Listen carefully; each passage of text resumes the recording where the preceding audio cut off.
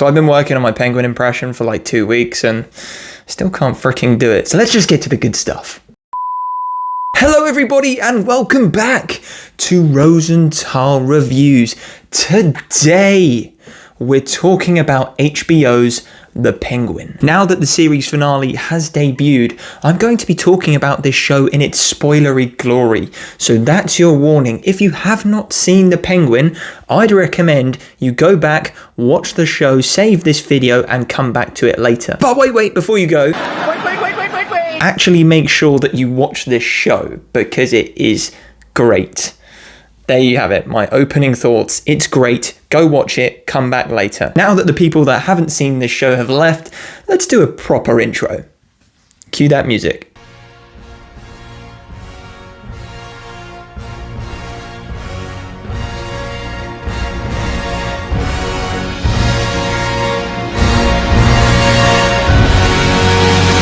So the Penguin sees the return of Oswald Cobb, aka the Penguin, and he's plunged into the aftermath of the Batman, during which the Riddler causes a major city flood. And as the crime world scrambles for power, Oz begins his rise to the top. The show opens with a really short, sharp, engaging recap of the events of the Batman, accompanied by that theme. Bum, bum, bum, bum, bum, bum, bum, bum. And then we meet Oz. He's in the Iceberg Club and he's run into Alberto Falcone and they start having this conversation. And this is where the building begins. We build character, tension, drama, intrigue, and then all of a sudden, bang! Shoots Alberto on the spot. It was brilliant, and that is really how the show proceeds, in my opinion. It takes its time, rightly so, to build character, to build tension, to build drama, and then introduces a big twist, a big explosion, a big character moment. And as a result, the payoff is so well earned and satisfying. The show starts with its characters before anything else, and then adds layer after layer. Ogres have layers. To the point where you begin to think you are understanding them as a person. And then the show adds another twist, and then another layer, and you continue in this vein, and it's nothing short of fascinating to me. So let's talk about some of those characters. And of course, we've got to start with the main man himself, Oz Cobb, aka the Penguin, played by Colin Farrell. We expect it. We expect the heat to be brung by Colin Farrell, and boy does he bring it. He brings that same menace to the character of the Penguin that we saw in the Batman. But on top of that, he brings this element of humanity to that character as well. And this is shown by the relationship that he has with his mum, first and foremost. Now, in the beginnings of this series, this relationship looks kind of sweet. It looks kind of innocent. It portrays that basically Oz is doing everything that he is doing for his mother. He is doing these unspeakable, evil things to help his mother, to provide a better life for his mother who's got dementia. You can see that in one of the earlier scenes in the show when Oz's mum, Frances, she grabs Oz by the shoulders, gives him a little shake and says, "Oz, you can do this. You've got this. You're my son. You've got this." And you're thinking, oh, okay, this is quite nice. You know, there's a nice relationship going on here. Also, we thought, because there is this really weird mother-son psychological complex going on here. We find out that Oz has killed his brothers as a child, which you think is dark enough, but this show says no.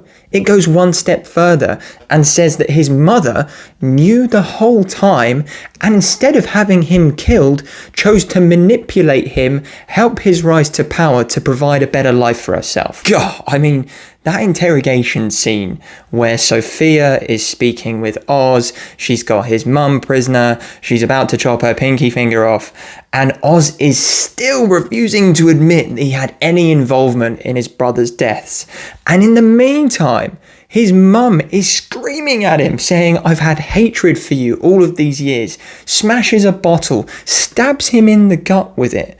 I mean, and it was after this scene that I really started to see where this character could go, and that was to the absolute depths of villainy, because now he has nothing left to lose.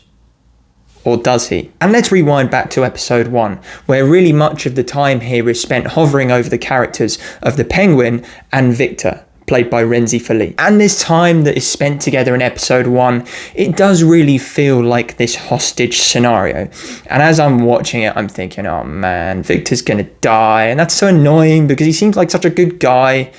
And then he doesn't. And as episodes go by, this is where the bond between these two characters, it starts to strengthen.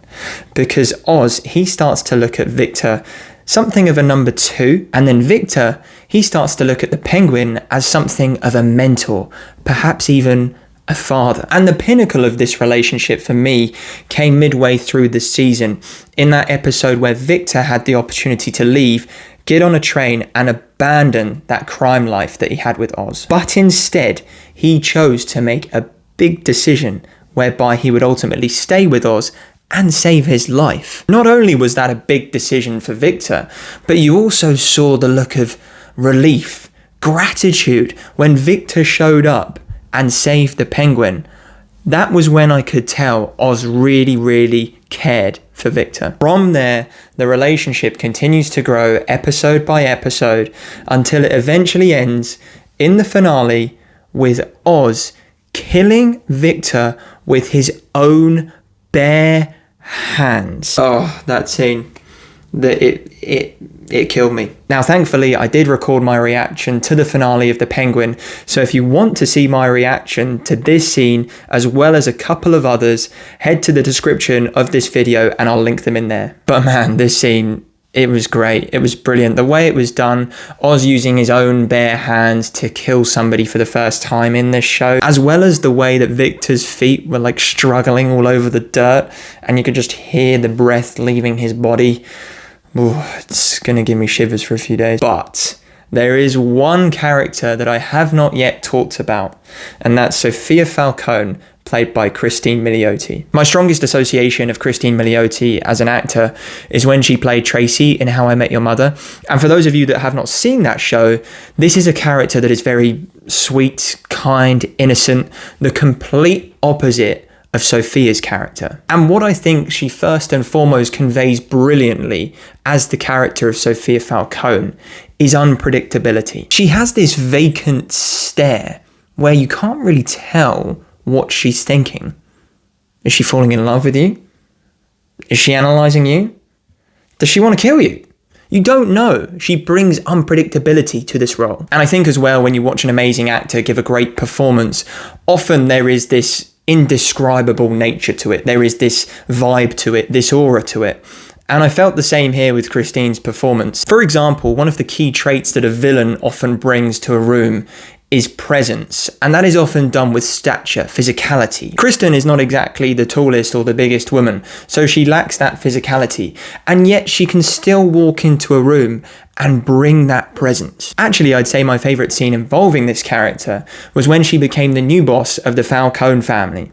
She walked in with this presence, she walked in with this swagger, this power that made you fearful, and it was at that moment I thought, yeah, this character's great. So where is this Matt Reeves DC universe heading after the events of The Penguin Season 1? In the finale, Sofia Falcone gets a letter from Selena Kyle, who of course is Catwoman played by Zoe Kravitz, who we saw in the events of the Batman film. All I can say is, if we get a show with these two, I'd be down for that.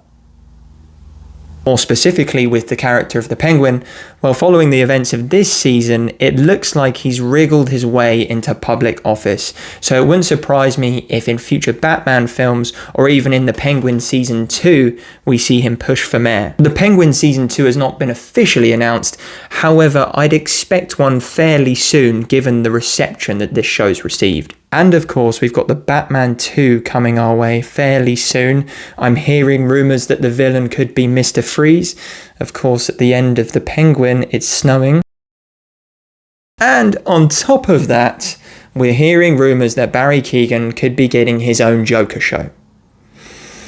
What a time to be a DC fan. Overall, on the Rosenthal Reviews ranking, I'm going to give The Penguin an 8.5 out of 10. on the entertainment echelon. I think you can enjoy this even if you aren't a fan of the comic book genre. It's a great standalone, but it is a bit slower with a bit less action, so I'll give it a 6.5 out of 10 here. And on the feeling factor, I'd say the feeling you get the most throughout the show is almost this constant fear or anticipation of what the show is going to throw at you next. And I can't wait for more from this DC Matt Reeves universe. James Gunn is gonna have some pressure on his shoulders with his new Superman film next year. But anyway, I'll leave my thoughts on The Penguin there. Have you seen The Penguin? I'd hope so, because you've watched this spoiler video. If you have seen it, let me know your thoughts on the show in the comments down below. And if you haven't already, go check out my reactions to the Penguin finale. I'll link them in the description. But beyond that, thank you very much for watching this video. If you're new around here, please subscribe for more reactions and reflections, and I'll speak to you all very soon.